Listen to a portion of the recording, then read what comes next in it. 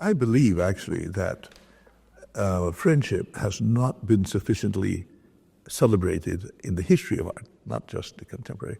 I think that friends, like-minded friends, have created art and music and literature throughout the centuries.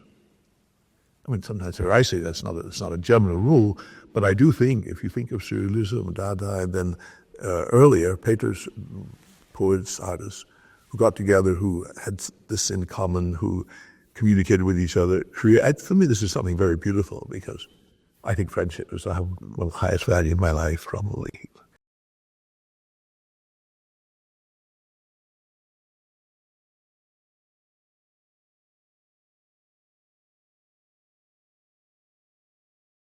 Two temples. Two temples. I inhabited them, and it was just a natural place to find poetry. To which I would add, I went to in the States. Of course, I was educated in the States, and I went to already in my grade school. I still remember giving a talk on, when I was, I think, 10 years old, on early American painting of the 90s, which is very strange when I think about it.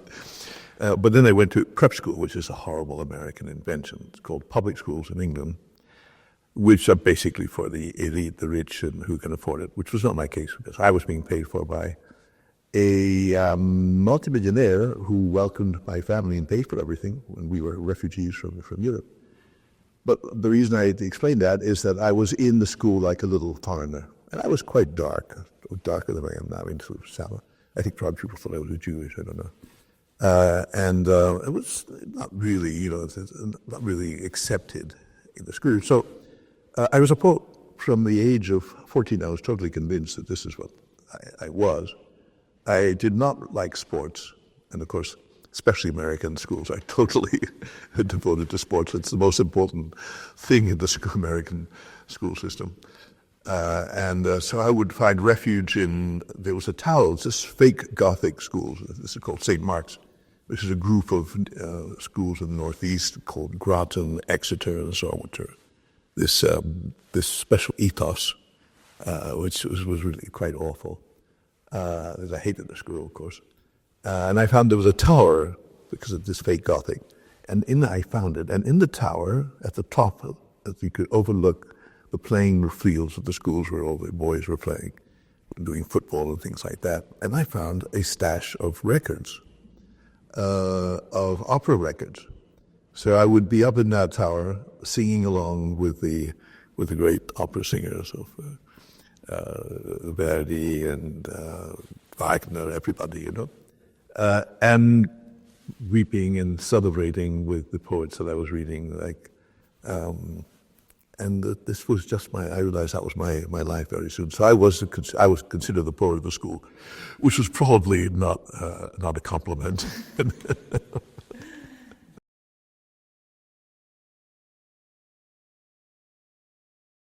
I went to, first of all, I wasn't really between. I was really an American, an English mother and a Belgian father, and born in Belgium. But I arrived in the States as a refugee when I was 4 years old, and I did not really know. I had very few memories of Belgium. The only memory I had was when we were fleeing the bombing of the city at that time. The Belgian army had capitulated. And I remember holding on to the fence of the car, of the house, of the garden, and screaming, I wanted my teddy bear, which had been left inside the house. Mm-hmm. And that's my only memory of Belgium, actually. And we were in that refugee flow of cars who were heading down to the south of Europe, fleeing the advance of the German army. My mother tells me how, I don't remember that really, my older brother does, who was 3 years older, how when the planes would attack the fleeing, all these cars that were flooding in the street, and we would all jump out of the cars and throw ourselves in the ditch to hide from the planes. Which my mother said she really enjoyed that trip. But that's the European part, which was, except that I felt always considered a bit as a foreigner in these schools in America. But still, I grew up like a little American. And I should say really like a little New Yorker, which is not the same because New York is definitely the least American city, or the most, depending which way you look at it. But most Americans do not like New York and don't think of them as being really serious Americans. So that's why I explained that, because in other words, that doesn't really enter into that. And the poetry I just loved. I learned languages. I learned Spanish, I learned German, I learned Italian, Dutch, because I loved the poetry, and of course English. So I was reading all the great traditional poets, and I loved them. When I got to university, to Harvard, more and more I saw contemporary poetry much less interesting. And not really so excited. I mean, I read contemporary poetry, and some of it I liked very much. But on the other hand, it just seemed to me that it was not as inventive and as exciting as the poetry I had been reading. So I began to experiment. It's really I would say, especially my very last year, I began to experiment with, without knowing anything at that point about whatever was going on elsewhere. And I found a kind of phonetic, extreme phonetic possibilities in English, in poetry, that that nobody else was doing, as far as I had no idea what. Just pushing to the extreme certain phonetic aspect. I think, now I think that this, I don't think I realized it then, but I think Gerard Manley Hopkins was a sort of precursor, very close to, and of course there are others, Lewis Carroll and many others. But it was in the void. I just heard about one poet that interested me in America at that time, who was Olson, who was at in Boulder, Colorado. And I was like, I should have gone to a college like that in Boulder, where it was open. Whereas Harvard was, which I loved it. I loved my university. I hated my school, but I loved the university, where I studied classical Greek. I also think that my studies of Greek and Greek poetry also opened my mind to the phonetic possibilities of poetry, because I love the fluidity of the sounds of Greek. And I still do. I still recite Greek poetry. So it had nothing to do with Europe in the beginning. And then when I fled the country, in those years, I think still today it's like that, but it was really extraordinary in those years how universities like Harvard were just like the antesala of big business. So all the companies came down to interview these promising young men. There were no women at that time in Harvard. They were next door in Radcliffe. And I saw two. I said, "Oh God, this is not for me." It was a publishing company, it's not for me. And I took off, and I headed for North Africa at that time. And that my life had become I forgot about Harvard. I forgot about my professor wanted me to teach, but I forgot about that and just headed for North Africa, still knowing nothing by any other poetry. And it was only, I know this is a bit long. I'm telling you about my whole life here, I think. But so, and at my age, that will take a lot of time. So anyway, finally I ended up in Spain because I married a Spanish painter in New York, Alain Arias. My name is Arias-Misson for that reason. She was Spanish-Cuban, Asturias.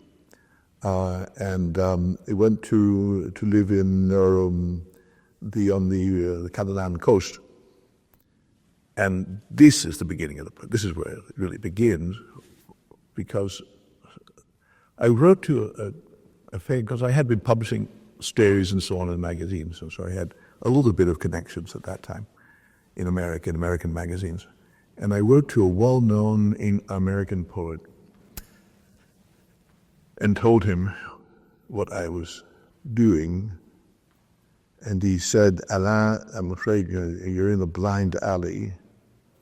There's no exit for that." I wish I could remember his name. He said, "Well, no." He said, "But if you're really interested in this sort of thing, you should get in touch with Dom Sylvester, Huidart." First contact. So, and that opened up, we say in America, the can of worms. So DSH was a wonderful fellow, became a great friend. And through him, I met people throughout the world because, of course, at that time I was 1962 when I arrived in Spain. And at that time, it was blossoming everywhere. It was Czechoslovakia, except in America. This is very interesting. This, to me, is very interesting because the U.S. was very culturally, of course, very innovative. I mean, you had abstract expressionism, which really started in America, and then you had a very interesting New York School of Poetry and so on. But I mean, that was less. And I've often wondered why it was that it was so slow in America. And I'm one of the very few Americans, really, who was, at the beginning of it. And I'm not even thought of as American. Think of me as people think of me more as Belgian. And the other person that I have most respect for is Emmett Williams. I think he's a wonderful poet. He was a good friend. But I didn't know him at that time. So that's how I began in the little coastal village outside Barcelona, not in Barcelona, getting in touch with these people around the world. And also you had Hamilton Finney, and then in Italy it took longer before I got in touch with him. Then it exploded, of course, because there were so many in Italy. And with Karl Friedrich Klaus, who was one of my greatest friends, I would say, when I came to Germany to see him.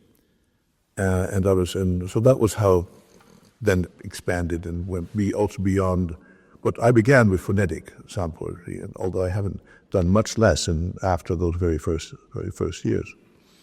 Well, I think I've more or less answered your question. So you had the urge heavy about your questions, could go on forever. Thank you for confirming, because I also had the impression that while in Europe there was an incredible and suddenly flourishing around phonetic language and poetry, America somehow stands still in that particular moment. Then, of course, you have anthologies that has been published related to the poetry, related to language and so on. But indeed, I also had the impression that Europe somehow got this in a different way. Also, don't forget also that Futures and Dada was European. And though all these people in the poetry, like Perioli, who's probably one of the very first, even before the Brazilians, Cabo de Campos. Anyway, it was connected with the Surrealists, and even though people had forgotten about Dada, but the beginnings really were in Dada, much more than Surrealism. And I also think that in the States, the painting, the abstract painting, became so important, and also very quickly became a very rich, very important market phenomenon, that there was much less ability of people to put things together like image and words and so on. I don't know exactly what the reason is, because there were some very interesting American poets pre-concretists like E. Cummings, obviously, and Pound in a way, speaking of the archive, and some others, So it could have happened, but it didn't in the States. Yeah, really very, very little. Although now they would like to take it over, but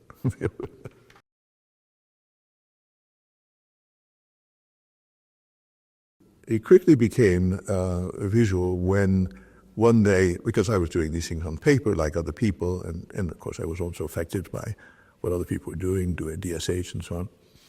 And then one day, very early, I realized that if at that time I was doing it with writing, that if I wrote on a piece of plexiglass, because you had these words that had connections, spatial connections on two-dimensional surfaces, that if you do it on plexiglass, you could get depth. And then very early I made a block of, I think it's 12 pieces of plexiglass. It was called Ouroboros, and the mythical serpent that eats its own tail. And the letters run through the block on the different sheets that are glued together, a little block like that. As if the serpent were eating its tail, the disposition of it. And I took that to New York, 70-something, before I went to live there. Maybe it was 60, I can't remember the exact date. And I showed it to Emmett Rios. he said, and I said, which is not true, of course, he's a generous fellow, but he said, Alain, he shook my hand very formally, he said, Alain, you have made the first three-dimensional poem. So very early I started doing that kind of work, and I worked a lot with plexiglass in the 60s that was in Spain. So I arrived in 62 or 63 in Spain, and yeah. Oh, so you asked other questions there, but... No, but it's... Or performative, yeah, I could say something about performative Because it happened at the same time. It's true that when I really began experimenting a lot with visual writing and then discovering Letraset like everybody else in 60-something, that's also when it occurred to me one day I think it was in Verona, so Italy, after Spain. How does that happen? Actually, my very first public poem, which people associate me with a lot, because I'm the only person who does the public poem, was in 66 in Brussels. Because I fled the war, the FBI was after me that's why I left. I think I said that. That's why I left in a hurry. So I thought I'm going to do some kind of demonstration in Brussels, the town of my birth. And I thought of these giant letters, Vietnam, which were made of surgical tape, wrapped around newspaper inside. But I said the name Vietnam, the height of a person. For me, it's always been important with letters at human size, and with sort of bloody stains on this surgical tape, and just set it up in the middle of Place de Pulquer, I think it was, in the city, and see how people would read. I didn't even really think of it as a poem yet. I just wanted to do it. It was some sort of demonstration, and it was but that's when it started for me. And then after it became more conscious, and I did these public poems, a second one in Belgium, and then and then I went to Madrid, and then in Madrid, in Madrid, I did the first Spanish public poem called A Madrid, which means in Madrid, and where these 7 letters were carried by 7 people, these friends, these young Spanish guys in the early 60s. And by combining the letters in different ways, you could make a kind of discourse moving through the city, but each time in connection with a particular institution or urban installation, like the men's latrines in the Cibeles, for example, or like the parliament and so on. And the way it worked, and of course, absolutely nobody was doing anything in the city in these Franco's last years, when the lion had lost many of its teeth, but still, you had to be very careful. So these young guys, who later became, many of them are celebrated today, were thrilled to do. They were all about 10 years younger, or 5 years younger than me, So I was just for the Americans doing these crazy things in the streets. We would do, for example, take the letters ARMA, Araba, and parade it in front of the parliament. It's quite provocative, of course. And then when the Guardia Civil came hurrying along behind to see what we were doing, I switched it into Amar. So it's very nice, yes. So you could do things that were mocking various institutions and so on with these combination of letters. And it culminated in, so this is one branch I'm talking about, the public poem, right? It culminated in Pamplona, and for the first time in Spain, the Spaniards, or the Spanish authorities, allowed this opening of the, let's say, the cultural establishment, and it was connected with a museum, I guess the Museum of Pamplona. But they invited people from around the world, most celebrated people like John Cage and so on. And by that time, I had 72, so I had already left. Yeah, I left Spain in 1970, but so they invited me, also friends and so on, to do a public poem. And I did a public poem with punctuation marks, which seemed the size of people. It seemed quite harmless, a punctuation mark. But when you connect something like the main police station, the Guardia Civil, with the latrines of the city, things like that, it even provokes even poetry can even provoke. So poetry can be very provocative. And so we were using these punctuation marks, and there were thousands of people following. Thousands, literally. It was amazing. Because nobody'd ever done anything in the city before, in the streets. There's a film of this. At one point, a fellow comes hurrying up to me and says, Arias-Misson, somebody delegated by the organizer of the festival, who afterwards was kidnapped, by the way, by ETA.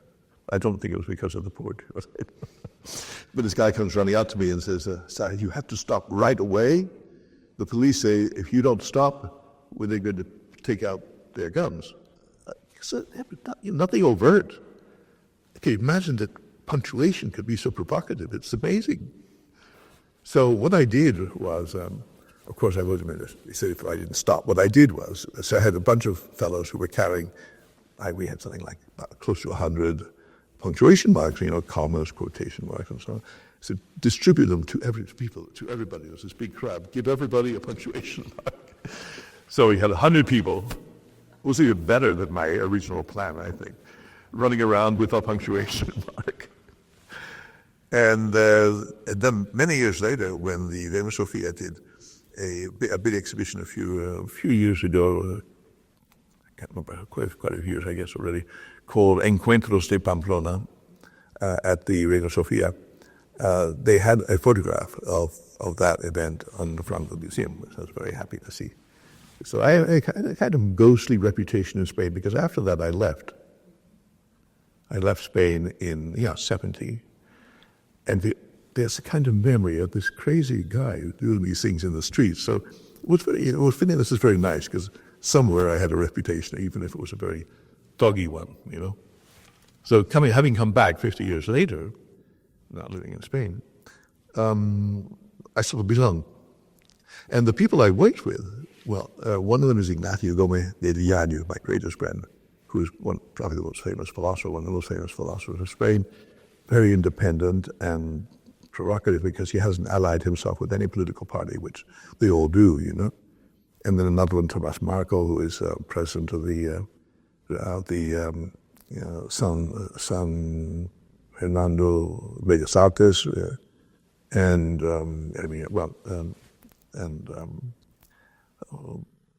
Fernando. They were doing very interesting work and well-known people. In those days, they were just students and kids,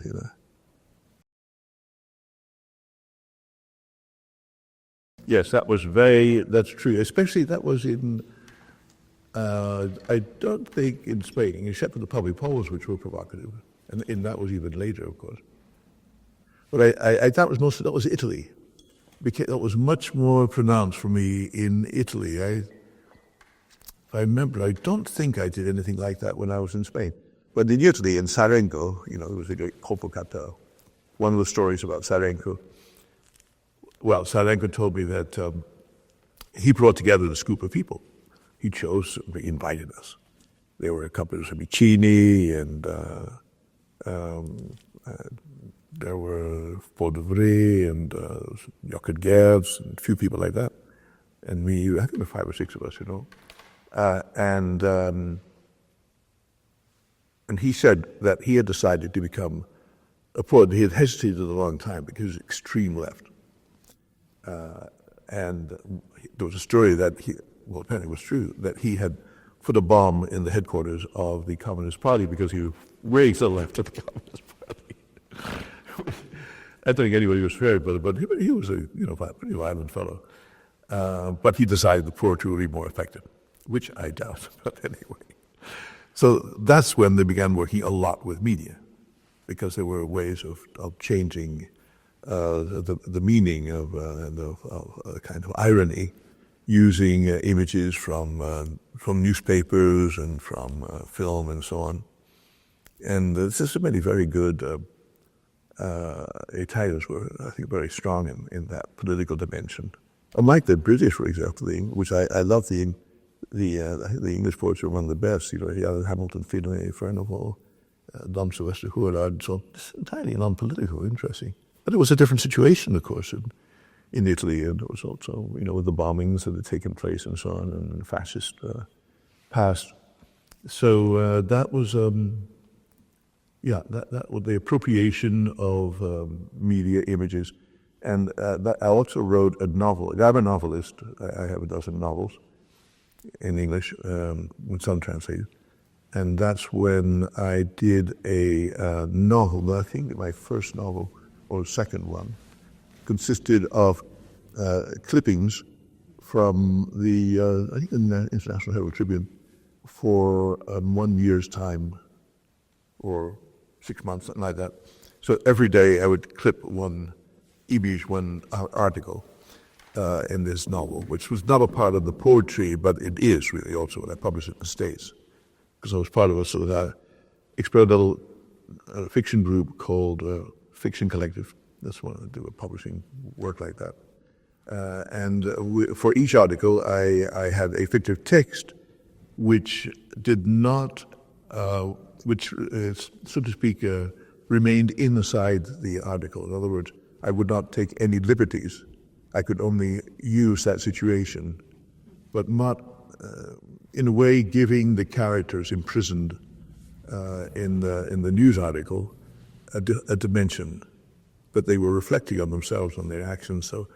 So the media question was really very important to me. And of course, for me, it was the Vietnam War. It was the first provocation, the first level, and then in general, just the media as being irreführend, as being a deceptive medium, and although still it's a lot better than it is today, because today is completely mad. When you think that the 40 million people who support Trump only read the extreme right, or only listen to or watch the extreme right. So people, universality of information is a total, no, it doesn't work, because people just select. There's so much everywhere, and it just selects their own little groove. And if you don't compare, or you look around. Nowadays, you're always right. Yes, tunnel vision.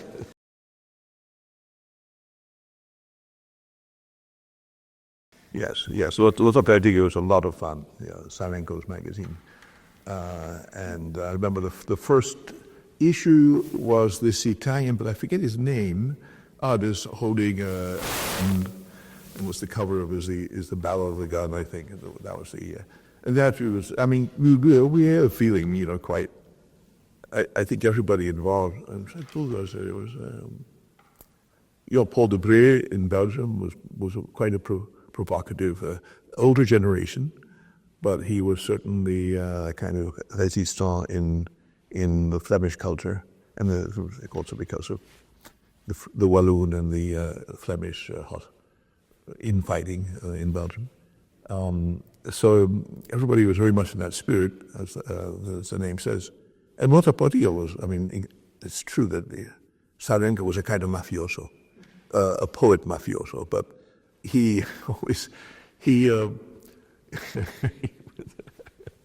I would say he never stole from the collectors, he stole from the poets. I say that affectionately, because I remember situations he also did innumerable exhibitions all over the world. He was incredibly active. After London Poetica, you had Locomotive, you hear all these things. He would make a fortune. He'd have a sort of huge mansion on the hill with a great swimming pool. Well, then he would be back in the streets. He would make and lose fortunes. When you have to talk about Sarenko when you talk about London Poetica. Sarenko and then Paul. Paul was my friend, actually, because I went to Belgium when I left. When I left Spain, when I left Catalonia, I went in Belgium for a couple of years, a year I think, before going back to the States. I could finally go back to the States after being in touch with a lawyer and trying to find out if I would be put in prison for my escapades, for fleeing the draft war. but it was okay. I mean, actually, all those records were destroyed. Many of them were burned. Fortunately for me, I guess. So it was very, very much of a group thing. And there's Bowie and Bren, of course. Bowie is close friend today. Bren, I'm pretty friendly with us still, also. So it was a thing of just of friendship. And I believe actually that friendship has not been sufficiently celebrated in the history of art, not just the contemporary. I think that friends, like-minded friends, have created art and music and literature throughout the centuries. I mean, sometimes I say it's not a general rule, but I do think, if you think of Surrealism, Dada, and then earlier, painters, poets, artists, who got together, who had this in common, who communicated with each other. For me, this is something very beautiful, because I think friendship is one of the highest value in my life, probably. Great friends. I have many deceased friends. You know, like Rabbi Leber, this 12th century mystic, Jewish mystic, Kabbalist, said, "Come, let us celebrate together the living and dead, my friends." Yes, it's very beautiful, this commonality, this shared spirit. It's a spirit. It's intangible. And so much, I mean, I like to think of poets as being totally unimportant.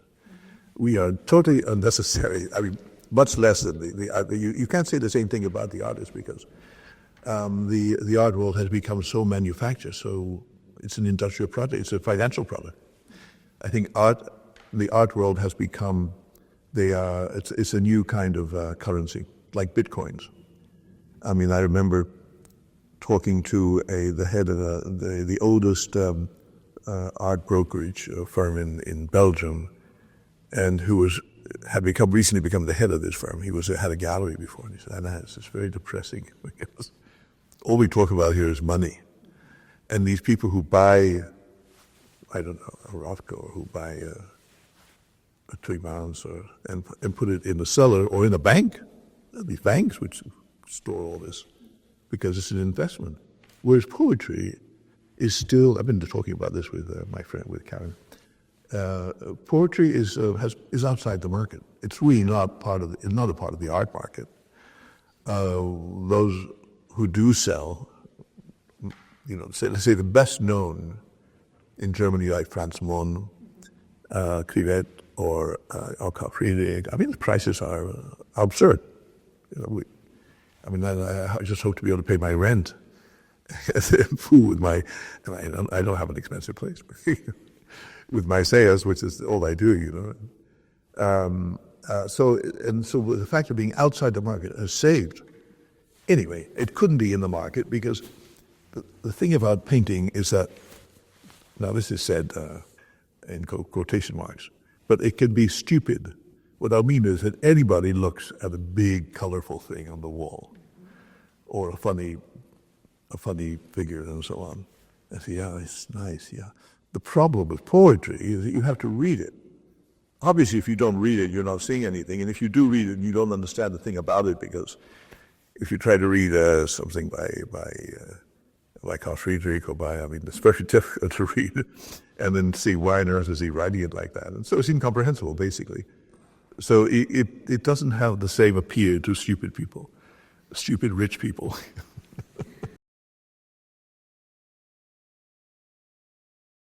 Well, for one thing, the whole medium related, the whole mass media thing, to me is a non-starter, because I realize, and also Sarenko's illusion about the political importance of possibilities of poetry is foolish.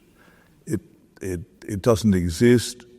It's a kind of self-deception, and it was fun while it lasted. It was fun also to develop certain forms of visual, phonetic extensions. So that's one development. That's quite old already. It's by since some time. And I think now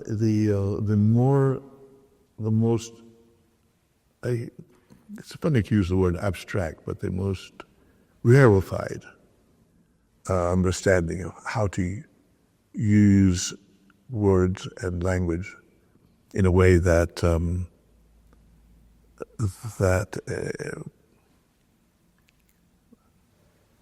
that touches most closely this mysterious partition between experience and language. You know, I'm doing a poem. I haven't done sound poetry or folklore poetry in a long time, but I'm going to do one in Spain soon in October in the gallery, which I call, and this was just to give you an example, which I called "Head Against the Wall," cabeza contra muro, and this came from a dream, from 2 nights of dreams, in which I had a very difficult last 2 years. I almost died, emotionally. It's been very difficult. I've changed more in 2 years than in 80 preceding weeks. Has great chorros, great, like a waterfall of broken words pouring down on me for 2 or 3 hours. I had this vision for 2 nights. And out of that has come this poem that I want to do, that I'm going to do in Spain, which is without any preconcept, without any program, no framework at all, to probably blindfolded and in the gate and with a wall, a physical wall, which is a metaphor, but it's to have that wall there, to tear words, fragments of words, to tear words out of this difficult area between your life, deep survival experience, life and language, how to find a language, words that are in some way relevant. So it's a risky undertaking because it may be nonsense or maybe nothing comes, or in a way it's very close to madness. Well, madness in the sense of the rational being completely absent in this process, and so that's explained to you what the difference, the attitude towards language and poetry. That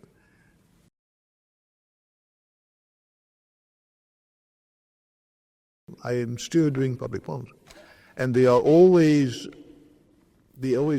have a necessary political dimension in the sense of polis. It's in the street, it's about something, and people are reading it they're not looking at it like an art event, because it's not that I invite audiences to come. Sometimes I've done it with a museum, but often without, just on my own, So it's how people read it. It's the real public, other people. So, yes, so I still do that, and it's not with the ambition of changing, like Salenko thought, changing society, but the thrust and the pleasure and the excitement. I become crazy when I do public. Nothing stopped me. I'm a very studious, interior, and quiet person. But what I do, I probably call nothing stops me. I love Francesco. I loved him. Francesco, I was with a young Italian girl at one time for a 2 years above the city of Verona, in a little village. And what did it have to do with her? Well, it was Verona, and Francesco had his place out that way. What was the first time? Just remembering, I'm speaking of that because her mother had a salon, coiffeur, hairdresser salon, very, very sort of middle class, totally uninterested in the art or anything else. And he came to see me one day. I'm not sure what the occasion was. And I remember that I like the story, really. It's such a good story. It's so much like Francesco. And he was totally drunk. We could see him from the window from our little apartment down coming along like this with his umbrella, open umbrella on a sunny day, and he was sort of very formally dressed, sort of tipping this way and that way. He makes his way up to the apartment, we embrace and we talk and so on, you know. And then her mother, the hairdresser, arrives, and because she's a bit taken aback by this very strange but very courteous gentleman. He was very formal, completely drunk. This is about 11 o'clock in the morning. Fiore and I have to go out for something and leave him alone with Mother, a little bit worried about it, but we had to go. And when we came back, like an hour later or 2 hours later, they were on the terrace.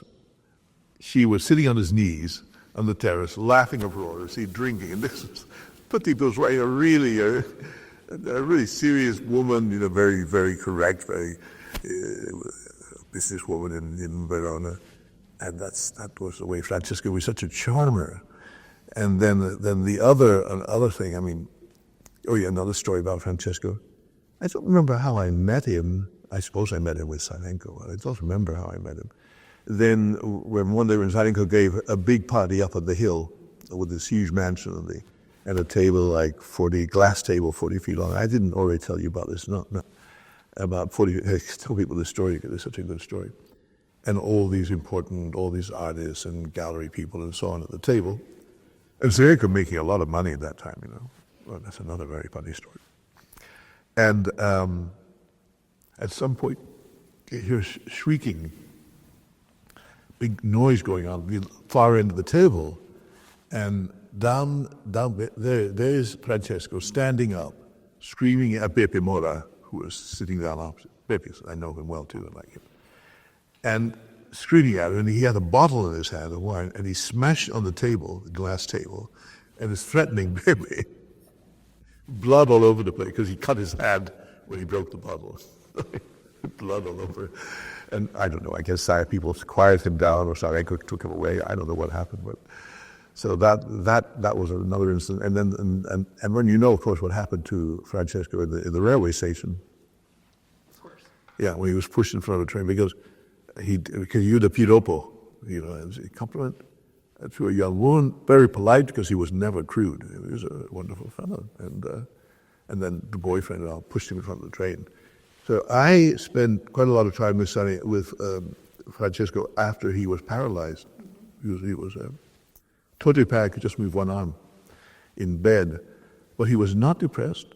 He did more in the months. I don't know quite how long he lived. Maybe a year or two. I'm not sure, but a couple of years. But he did more. Than he had done for many years before. And I worked with him on his last book, which Hubertus tells me that they have here.